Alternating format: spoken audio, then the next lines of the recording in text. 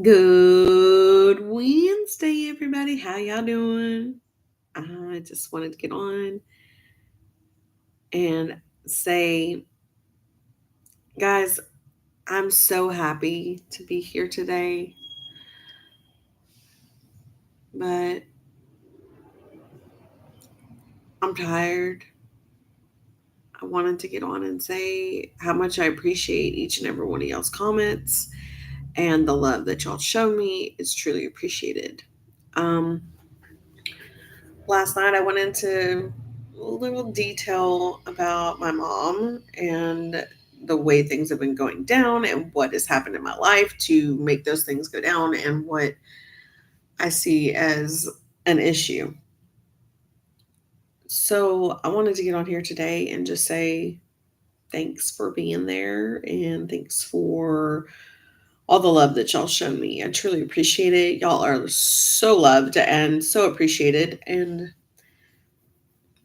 last night was just something I needed to share and get off my chest. So thanks for listening to that.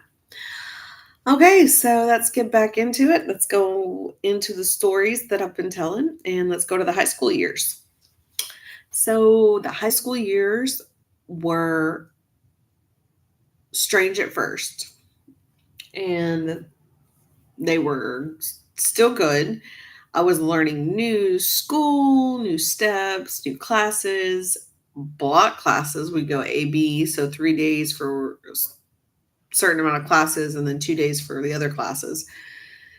So, yeah, it wasn't, it was completely different experience for me because I've never done that. I've done 7 classes in one day, but that was difficult. Um, so it was like 3 to 4 classes a day and then split up between different days. So, um, got into high school and I was not into a lot of sports at that time, but I did try out for a softball team and I did make it. But before I could even start the season, I threw out my shoulder. And when I threw out my shoulder, I kind of dropped the class and just went to something else. I did do dance. I was in dance and I enjoyed that a lot. I actually was really good at it. And I thought about trying out for our what we call Phillies, but I didn't. And then I went into choir, and choir was my thing. I sing, it's what I do, it's who I am. I grew up in church singing and being in groups and musicals and stuff like that for church, which was amazing and I loved it. That's one of my things I love to sing. That is my go to, that is my outlet, that is my relief from the world 99% of the time. So I am just so blessed that God has given me that talent and I try to share it whenever I can. I was blessed to be accepted into an a cappella group the very first year of high school. And going through that in ninth grade, I was in a cappella. 10th grade, I was in jazz choir. 11th grade, I was in, what was it? I was in concert choir. And then in 11th and 12th grade, I actually did women's select, which was amazing and I loved it. Um, Women's select was just all girls and we'd come up with all different kinds of things where we would go and do competitions and that was like the best outlet that I could ever have. I was still dealing with abuse from my dad physically and more psychologically and emotionally. And after we had left junior high, we had moved into a different house, into a different city. And things began to progress with my dad's addiction, and things began to progress with his violent behavior, his usage, and everything. So he would blame everything on everybody else. My family did lose the business after my grandpa became very ill with Alzheimer's and dementia. He could no longer speak. He continually fell. And my dad and his brothers did try to keep the business afloat, but it did not work out. It was too much of a strain on their personal relationship as well as trying to run a business. So they let that business go and just went on about their business to find other things. My uncle, my dad's oldest brother, Uncle Jay, we'll just call him that. Uncle Jay actually went to be a custodian at one of the school districts. And we'll say Uncle A, or we'll just call him Bubba. Call him Bubba. So, Uncle Bubba actually, Uncle Bubba actually did go off to Sarah Lee, and that was one of his uh, greatest things that he did. He actually worked for Sarah Lee, and he did great at that. And he would bring home all the goodies and stuff like that to my grandmother's house and stuff like that, so we'd get to actually have treats. Um, when I was in, now this is for both high school and junior high, when I was in those grades, I actually did a lot of skating. And skating was one of those things that I'd go on Friday and Saturday nights occasionally. And that was my outlet to go hang out with my buddies and stuff like that. But my buddies were not girls. My buddies were guys. I was the biggest tomboy. I hung out with so many dudes. It was like they all thought I was crazy. No, I'm a tomboy. I hung out with the guys. I went and we go to the lake and we go to do stupid stuff. Um, but it was fun for me. I enjoyed hanging out with the guys. Though, me as a girl saw hanging out with the guys as a good thing. Other people saw it as she doesn't have any friends. It was more like she was just desperate. And I don't think I was desperate. I think it was more like just wanting a connection with somebody. And that's one of the things that I had to be careful with. So, yeah, it was crazy. But I hung out with the guys and we'd go to the skating rink, and that was Friday and Saturday nights for us. Some of the guys that I hung out with, they actually worked there, which was really cool. And sorry. And I had fun with them.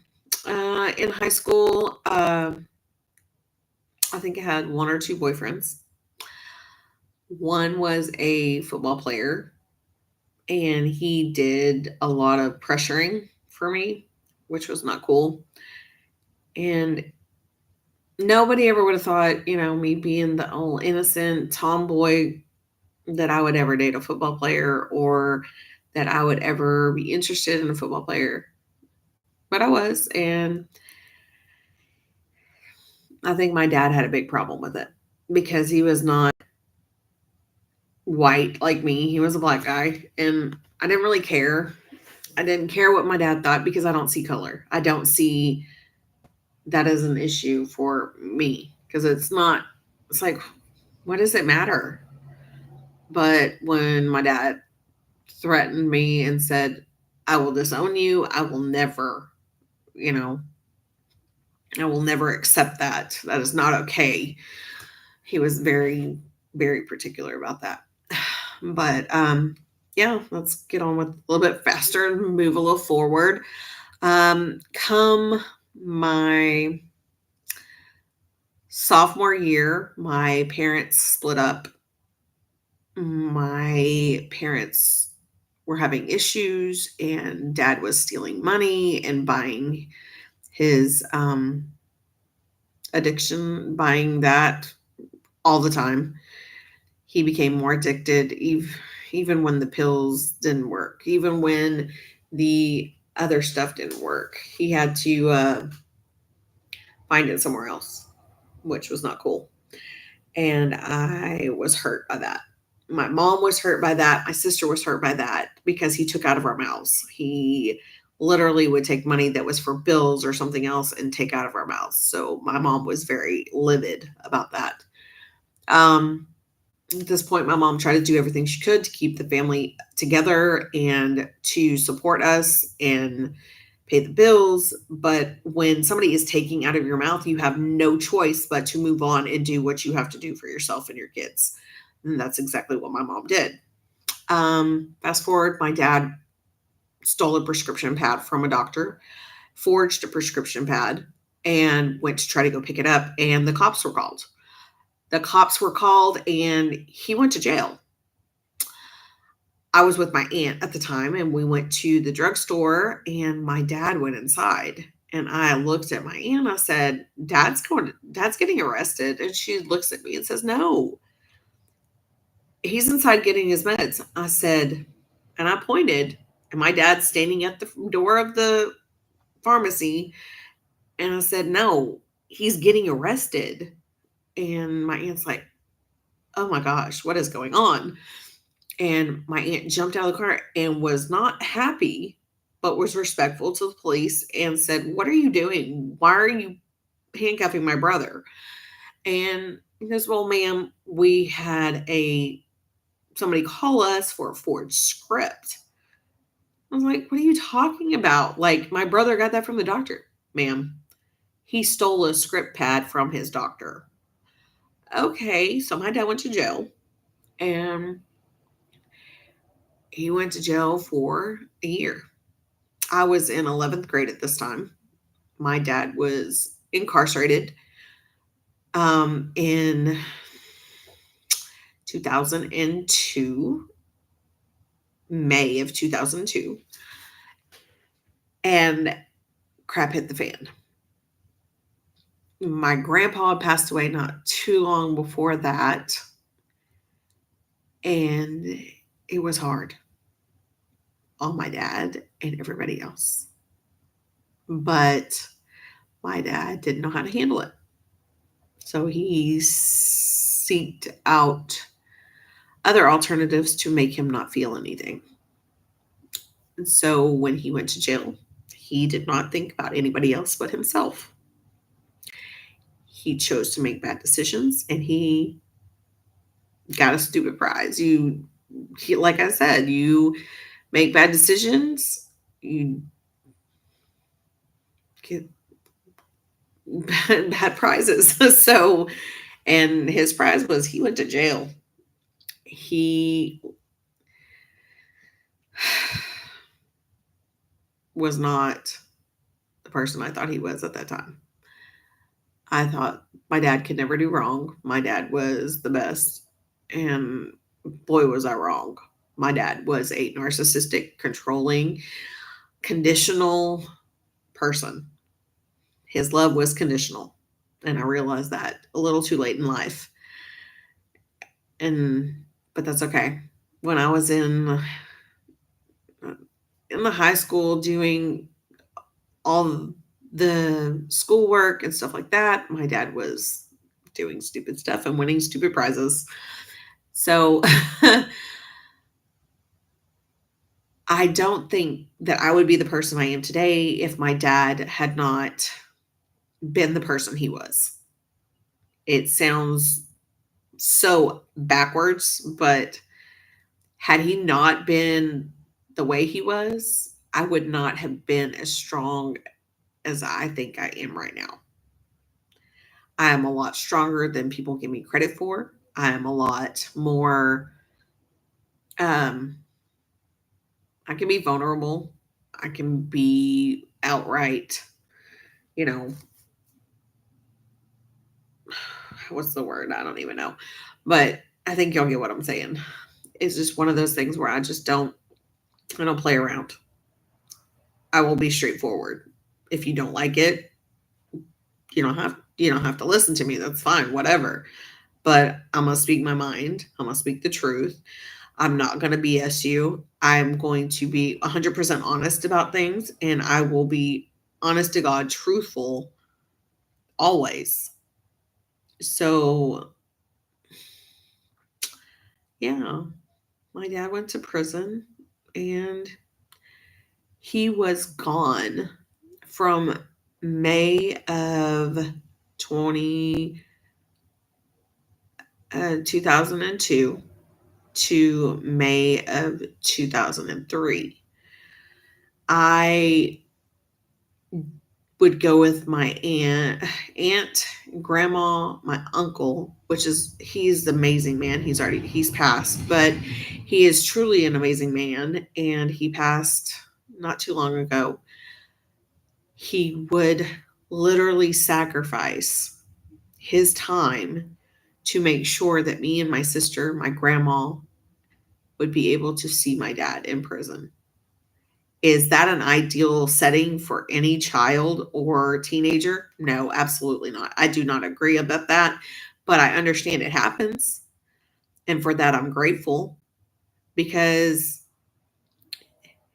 in Texas, there is a place called Palestine, and my uncle would take us there. And there's a prison down there in Palestine, and he took us almost every other weekend to go see my dad. And to my uncle Ralph, we'll just call him that. I truly appreciate him. He was literally a godsend. I would never have got to see my dad. Obviously, not in an ideal setting for anybody, but my grandmother would never have seen him. And that was her baby out of five. So my dad was a selfish man. My dad was a complete ass. I'm going to be honest. Complete ass. But he went to prison and he was there for a whole year. My grades dipped because I was devastated. That was my dad. That was my buddy that I thought at that time. And he was there. He almost didn't get to see me graduate. But in my senior year of May, I had like 2 months left before school was out, and it was a little bit earlier.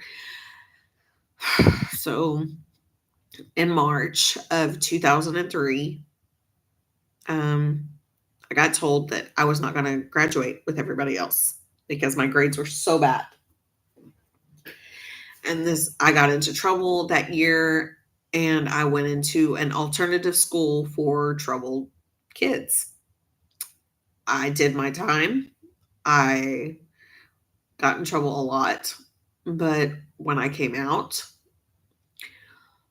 I did go and I actually did graduate. Now, on May 7th of 2003, I got a telephone call. I was with my mom and my sister at my mom's house, and this is after my parents had already split up and got divorced. It was kind of it was early nighttime. My mom had got off work. We were fixing to eat dinner, and somebody calls and says, "Hello." I'm like, "Hello," and they go, "Hi, baby girl." Me thinking it's my boyfriend. It wasn't my boyfriend. He goes, "Try again." And my eyes and my jaw just dropped. My eyes open. I was like, "Daddy." I was like, "What are you doing?" He's like, "Well, I'm out." And I started bawling. And I was like, "Mom, can I go? Mom, can I go?" Because at that time I was driving and stuff. So I was like, "Can I go? Can I go? Please. Can I go? Can I go, please?" And I was out the door and I went to my grandmother's house because that's where my dad was living. And that's where my dad came to after he got out of prison. And God was definitely watching out for my dad and myself that day because my dad actually got to see me off to prom. My prom, my dad got out on the 7th of May, and my prom was the 10th. So, yeah, it was a blessing to have my dad there and be able to take pictures with me and my sister. It was like truly a blessing. So we did. We took pictures and stuff like that. My dad got to see me go to prom. My dad actually got to see me graduate because I buckled down. And I told those teachers, I said, I'll be dadgum. My dad is going to see me graduate, period. I said, okay. So I proved them wrong and I graduated May 31st, 2003. And I am super blessed that my dad was able to see that because my sister just graduated from nursing school. And even though he got to see her graduate from high school, he didn't get to see her graduate um, from nursing school, which really hurt her. And he didn't get to see his grandson graduate from pre K.